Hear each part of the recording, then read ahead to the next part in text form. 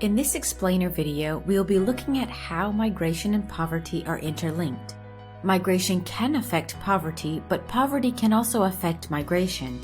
But before we get into that, we need to first be clear about what we mean by migration and what we mean by poverty. Migration is the movement of a person from one place to another for the purpose of residing in the new place. So, tourism is not migration. Migration can be of shorter distances or longer distances and periods of time. It can be within a country, which is called internal migration, or it can also be across country borders, which is called international migration. Poverty can be seen as deprivation in a given area.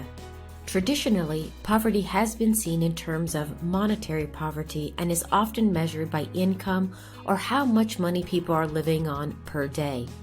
An example of this is a poverty line measured at a person living on less than $1 or $2 US per day.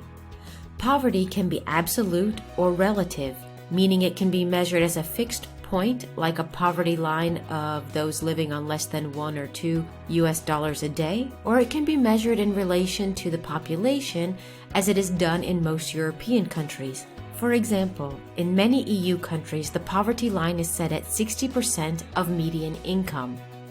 Nowadays, however, poverty is usually considered from a much more multi-dimensional lens, which takes into account things like living standards, health, and education, and not only monetary poverty. So how does poverty affect migration? Poverty can affect both the aspiration to migrate and the ability to migrate. Poverty, or deprivation in different parts of someone's life, is often a driver or a reason that a person would like to migrate.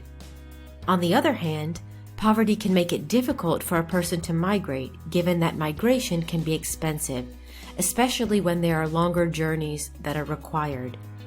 We often see that it is not the poorest of the poor who migrate, since they often do not have the resources to do so.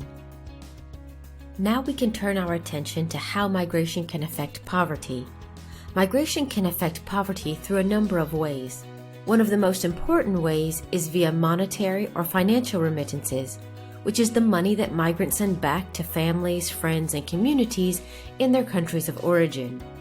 Another way is through knowledge transfer or social remittances.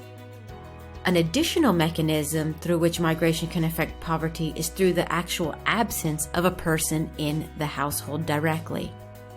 Migration has the potential to improve livelihoods by increasing money in the household through receiving remittances and increased wages, as well as allowing for a safer environment, access to better health and education via remittances and knowledge transfer, and much more.